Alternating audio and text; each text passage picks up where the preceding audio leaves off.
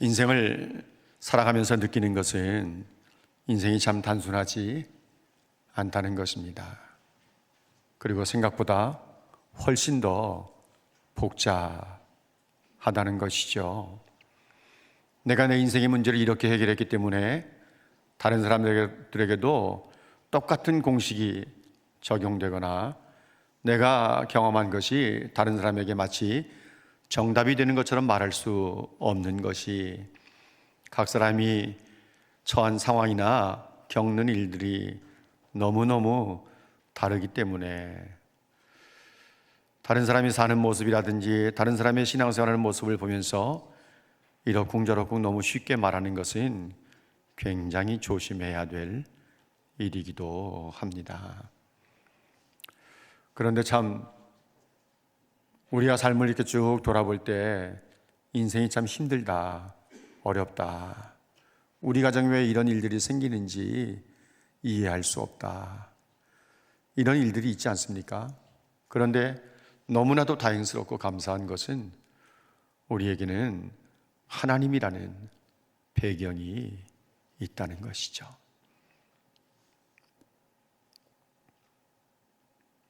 아멘 좀 해. 아유, 누구를 탓하겠어요? 제가 이렇게 얌전하게 키워가지고. 하나님께서 우리의 뒷배가 되어주시고 하나님께서 우리의 배경이 되신다는 것이 우리에게는 얼마나 큰 힘이 되는지 모릅니다. 세상을 살면서 두려워할 만한 일들이 있는 것도 사실이고요. 어떤 상황을 만날 때는 낙심이 되고 가슴이 철렁할 때가 있는 것도 사실이지 않습니까? 그런데 하나님의 은혜로 예수를 믿게 돼서 하나님을 아버지라고 부르고 예수를 나의 구주라고 부르고 그분이 내 친구가 되셔서 언제나 나와 함께 하신다는 사실을 우리가 아는 것이 우리에게는 얼마나 큰 위로와 격려와 힘이 되는지 모릅니다. 히스기야가 하나님 앞에서 얼마나 충성되게 했습니까? 그가 왕이 된 이후에 아버지가 만들어 놓은 엉망진창인 나라를 하나씩 하나씩 회복시켜 갔습니다. 닫았던 성전문을 열고 성전을 성결하게 만들고 성전 외부를 성결하게 만들고 예배를 회복하고 모든 산당들을 다 쳐서 부수고 우상을 깨뜨려 버리고 노뱀을 부숴버리고 백성들로 하여금 유월절을 지키게 하고 하나님 앞에 11조를 드리게 하면서 하나님 앞에 정말 충성된 일을 했다고 성경은 말씀하고 있습니다. 그런데 우리가 지난주에 말씀을 나눈 것처럼 역대하 32장 1절 말씀에 이 모든 충성된 일 후에 이제 하나님이 주시는 은혜 상급이 있는 줄 알았는데 느닷없이 그 당시 가장 강대국인 아수르라고 하는 나라가 유다를 침략해서 44개의 성읍을 차지해 버렸습니다.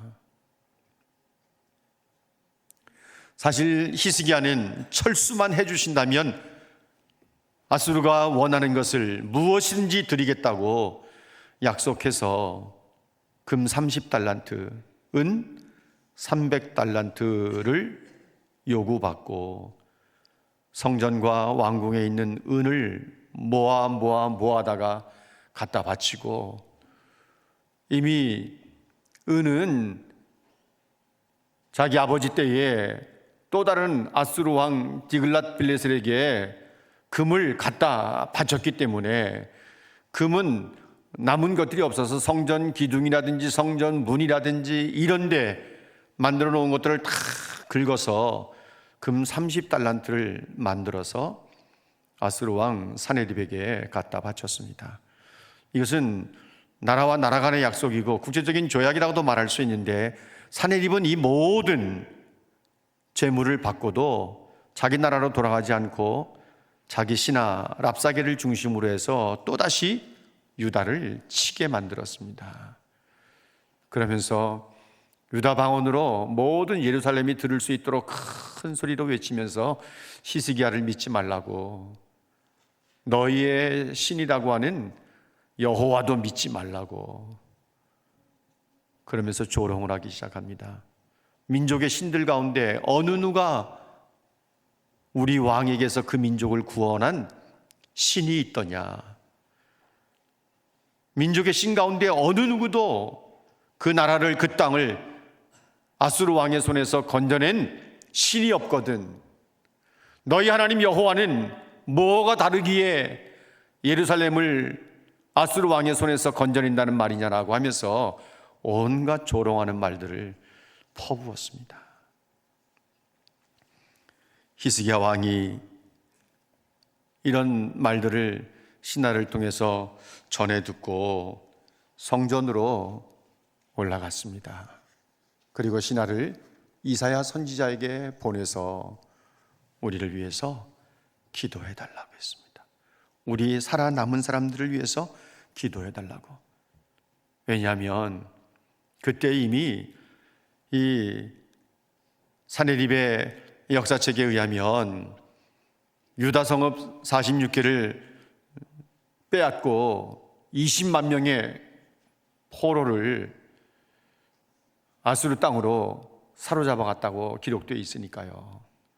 너무나 많은 손실을 입었는데 이제 조롱하는 말을 듣고 히스기야 왕은 성전으로 들어가서 하나님 앞에 기도하기를 시작하면서 신하들을 이사야 선지자에게 보내면서 우리를 위해서, 살아남은 사람들을 위해서 기도해 줄 것을 요청을 했습니다.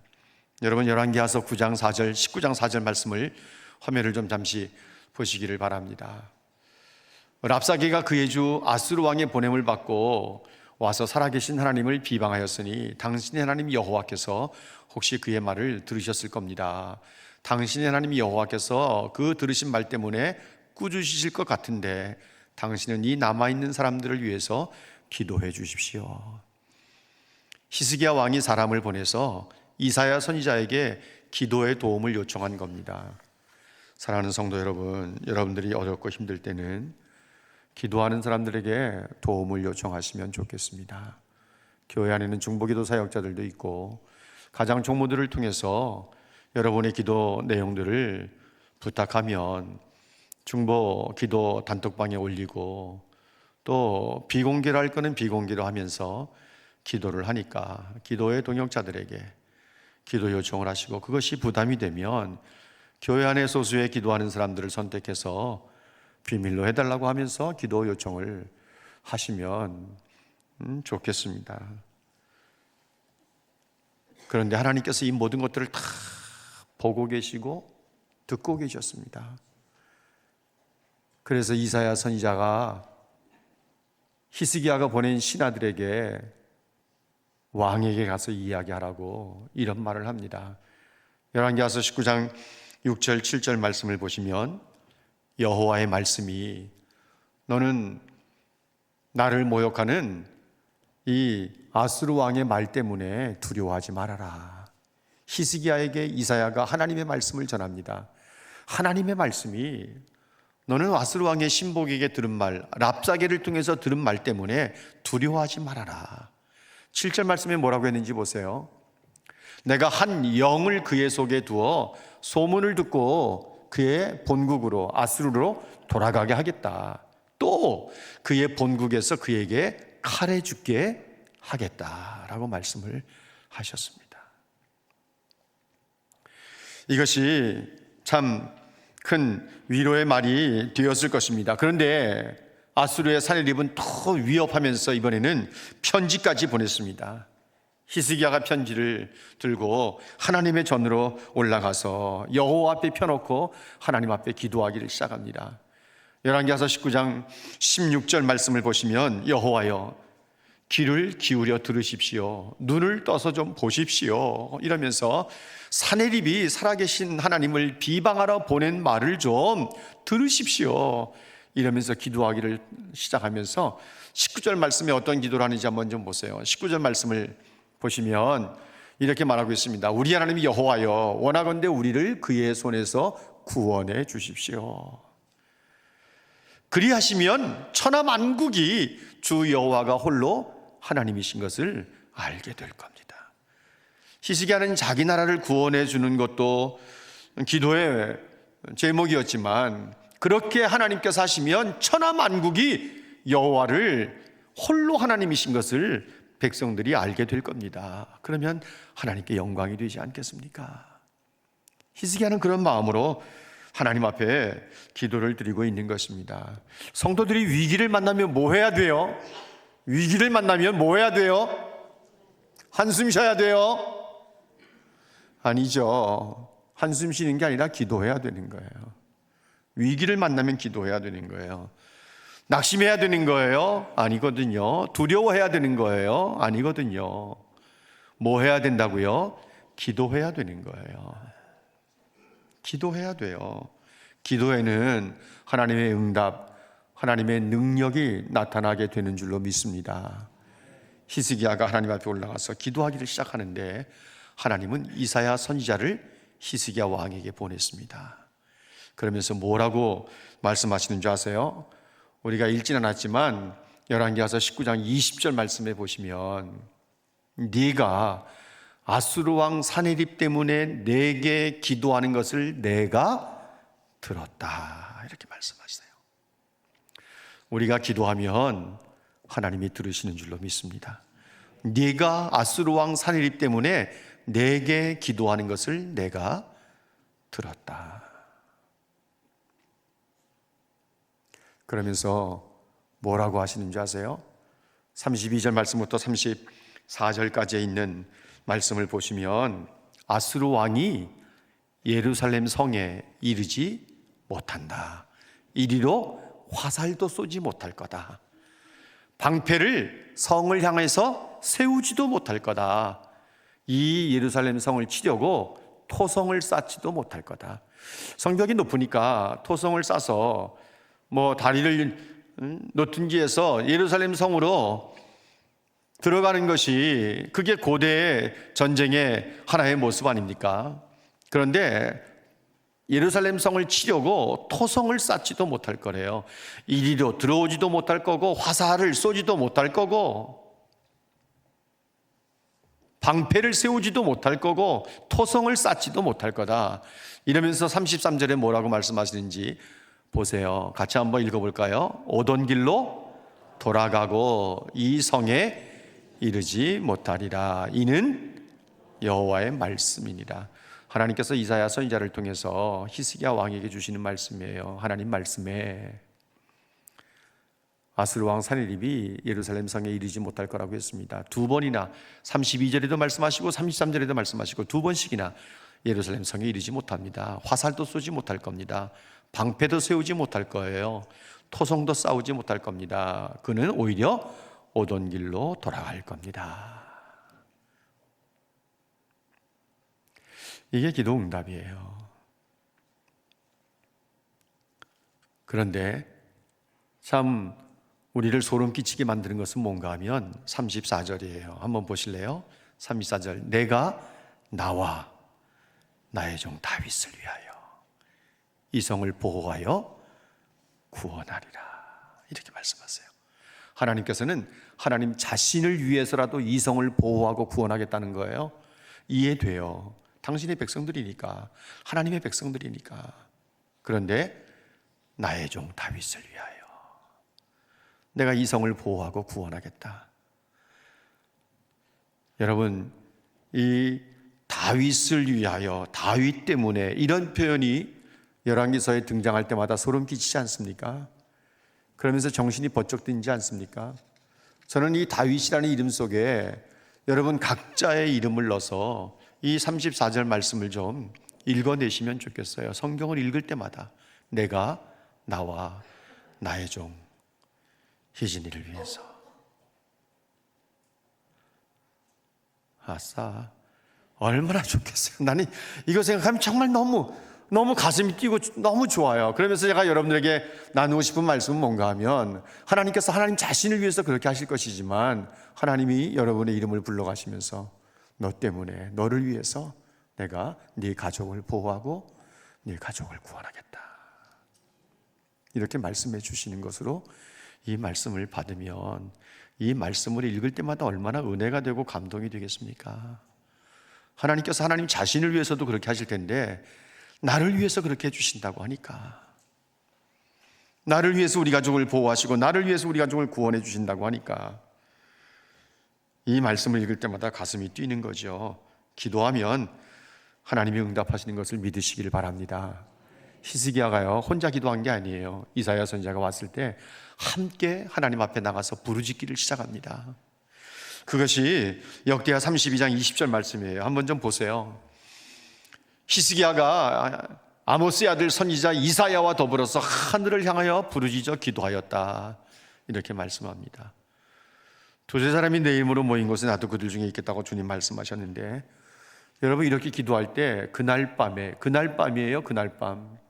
그날 밤에 어떤 일이 일어났는 줄 아세요? 그날 밤에 열왕기하서 19장 35절 말씀에 그날 밤에 여호와의 사자가 나와서 아수르 진영에서 군사 18만 5천 명을 친지라 아침에 일찍 일어나 보니 다 송장이 되었더라, 이렇게 말합니다.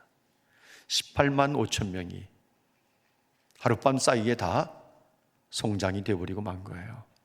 여호와의 사자가 나와서 몇 명쯤 나왔을까요? 한 군대 한 6천 명 정도. 여호와의 사자가 나와서 아수르 진영에서 18만 5천 명을 죽여서 아침에 보니까 다 송장이 되었다고 했는데 몇 명이 나왔을까요? 이래서 성경은 다 짝이 있는 거예요. 역대하 32장 21절 말씀을 보세요. 여호와께서 몇 명의 천사를 보냈다고요? 한 천사를 보내요. 한 명의 천사를 보내서 아수르 왕의 진영에서 큰 용사들, 대장들, 지휘관들, 병사들을 다 멸한 거예요. 열왕기하서 19장 여기 35절 말씀에 그 멸한 숫자가 몇 명이라 그랬어요? 18만 5천 명이라 그랬어요. 여러분 상상이 갑니까? 하룻밤 사이에 한 명의 천사가 어떻게 18만 5천 명을 죽일까? 학자들은 이 성경을 연구하면서 그날 밤에 돌이킬 수 없는 치명적인 전염병이 돌아서 하룻밤 사이에 18만 5천 명이 다 송장이 되었다, 이렇게 해석하고 있습니다. 하나님이 못하실 일이 아닌 거죠. 사람의 상상을 초월하는 거예요. 사람의 생각으로는 불가능한 일이에요. 하룻밤 사이에 18만 5천 명, 최근에 일어난 인도네시아의 홍수로 인해서 1,000명이 넘는 사람들이 목숨을 잃은 것이 요즘 토픽감인데 하룻밤 사이에 18만 5천 명이 죽었으니 여러분 주변 나라들이 이 소식을 들었을 때 얼마나 놀랐겠나 상상해 보십시오. 사람의 생각엔 안 되는 것도 하나님이 하시면 되는 줄로 믿습니다. 하나님이 역사하시는 거예요. 그것으로 끝나는 게 아니에요. 아까 이사야 선지자가 히스기야 왕에게 가서 전하라고 하면서 하나님의 말씀에 그가 한 소문을 듣고 나라로 자기 본국으로 돌아갈 것이고 칼에 맞아 죽을 것이라고 했잖아요. 어떻게 됐는지 한번 보세요. 열왕기하서에 있는 말씀을 먼저 보도록 하겠습니다. 열왕기하서 이제 19장 36절 말씀을 한번 보세요. 36절, 37절 말씀을 보시면 36절, 36절 띄워주세요.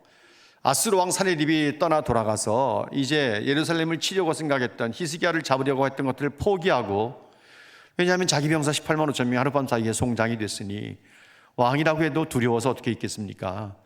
자기의 본국으로 아수르로 돌아가서 수도성인 니느웨에 가서 거주하기 시작합니다. 그런데 37절 말씀 보세요. 그가 그의 신 니스록의 신전에서 경배할 때에 아드람멜렉과 사라셀이 그를 칼로 쳐 죽이고 아라라 땅으로 그들이 도망하며 그 아들 에살핫돈이 대신하여 왕이 되었다.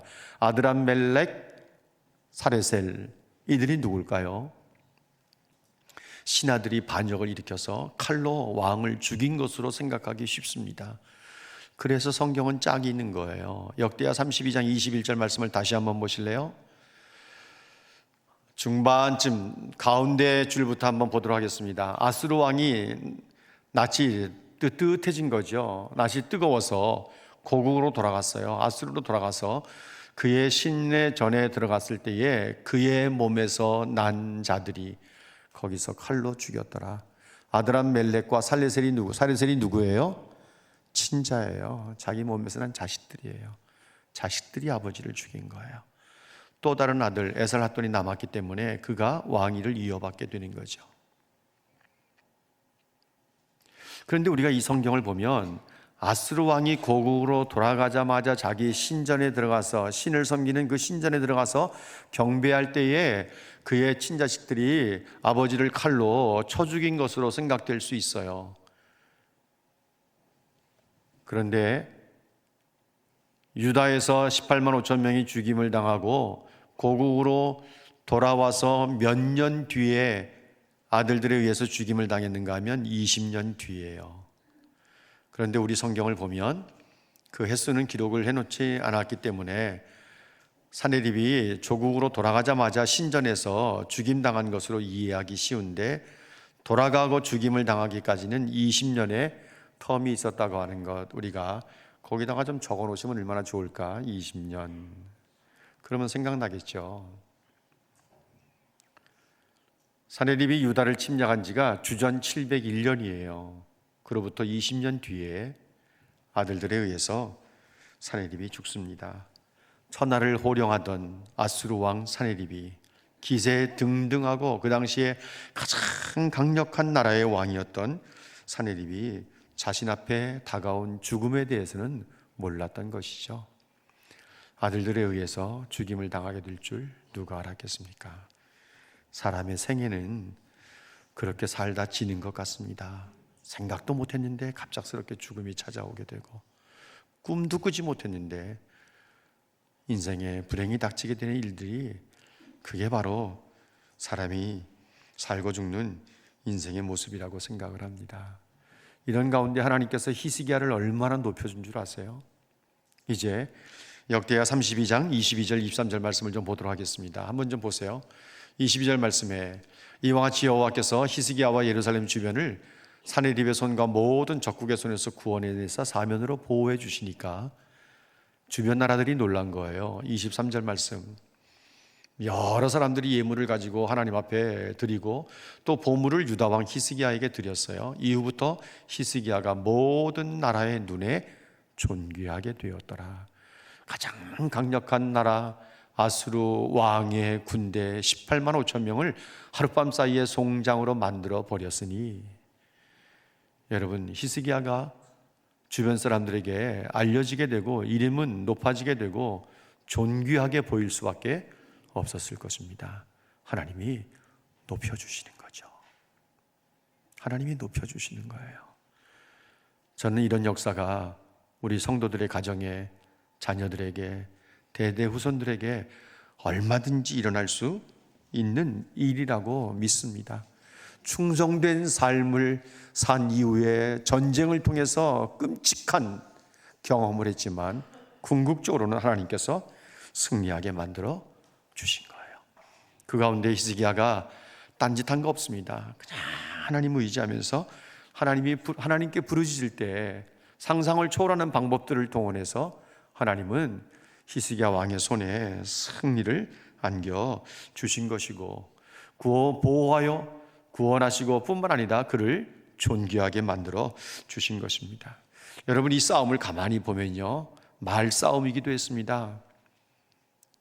아수르 왕 사내립의 불신앙적인 하나님을 비방하는 말과 히스기야의 신앙적인 하나님을 신뢰하는 말의 싸움이었습니다. 또 한편으로 보면 교만하기 짝이 없었던 아수르 왕 사내립의 교만과 겸손하기 한이 없었던 히스기야 왕의 겸손의 싸움이라고도 볼 수 있습니다. 누가 보더라도 군사적으로 볼 때는 아수르 왕의 승리예요. 그런데 이것이 히스기야의 승리로 된 것은 하나님은 교만한 자를 대적하시되, 대적하신다는 말은 내치신다는 말이에요. 교만하면 하나님께 버림당하게 돼 있어요. 겸손한 자들에게는 은혜를 베풀어 주시는 하나님이시기에 겸손하게 하나님을 의지했던 히스기야에게 하나님께서 승리를 안겨주신 거죠. 충성된 일을 한 후에 전쟁을 통해서 은 300, 금 30, 어마어마한 재물을 아수르 왕의 손에 안겼을 때는 그야말로 한숨이 나올 수밖에는 없었지만 충성된 일을 하는 하나님의 자녀들에게 결코 하나님께서 은혜 베풀기를 거두지 않으신다는 것을 오늘의 사건이 우리에게 보여준 거예요. 그래서 고린도전서 15장 58절 말씀에 뭐라고 말합니까? 그러므로 내 사랑하는 형제들아 견실하며, 견실하다는 말은 굳게 서서 이런 뜻이에요. 굳게 서서 흔들리지 말고 항상 주의 일에 더욱 힘쓰는 자들이 되라. 왜냐하면 너희 수고가 헛되지 않기 때문이다. 성도 여러분, 우리가 우리에게 맡겨진 주의 일에 힘써야 되는 이유가 우리가 하는 그 모든 것들이 헛되지 않기 때문인 줄로 믿습니다. 하나님은 역사하시니까. 하나님은 역사하시니까. 히스기야가 그저 하나님 앞에 기도만 했습니까? 그렇지 않습니다. 그는 사람으로서 할 수 있는, 왕으로서 할 수 있는 최선을 다했습니다. 이미 우리가 봤던 것처럼 예루살렘의 물이 아수르 병사들에게 흘러가지 못하도록 다 막아버리고 그 물을 예루살렘 성 안으로 수로를 만들어서 물이 예루살렘 안에서만 돌게 만들고 나중에는 실로암 못이라는 못이 만들어질 수 있도록 큰 저장 탱크 같은 탱크를 만들어 놓은 것이죠. 그것뿐이었습니까? 예루살렘 성벽을 쌓았어요. 무기들을 만들었습니다. 백성들에게 신앙적인 말을 통해서 하나님께서 저들의 신보다 훨씬 더 크신 분이다. 그 하나님께서 우리와 함께 계시고 우리를 위해서 싸우실 테니까 걱정하지 말아라 라고 하는 신앙적인 말을 통해서 백성들에게 안심을 주기도 했던 것 우리가 알고 있지 않습니까? 그렇기 때문에 우리는 하나님 앞에서 충성된 삶을 살아내야 되는 것입니다. 살아계시고 전능하신 하나님만을 의지하기로 결단하시기를 바랍니다. 하나님께서도 우리의 기도를 들으실 뿐만 아니라 우리의 상황을 다 보고 계시고 우리가 하나님 앞에 기도하기를 하나님은 기다리시는 거예요. 환난 가운데서도 우리에게 기도를 통해서 승리를 안겨주시는 하나님이신 줄을 믿고 이전보다 하나님을 더 많이 사랑하고 더 많이 신뢰하고 이 하나님께만 기도함으로 여러분의 삶을 승리로 만들어내는 하나님의 백성들이 되시기를 주님의 이름으로 축복합니다.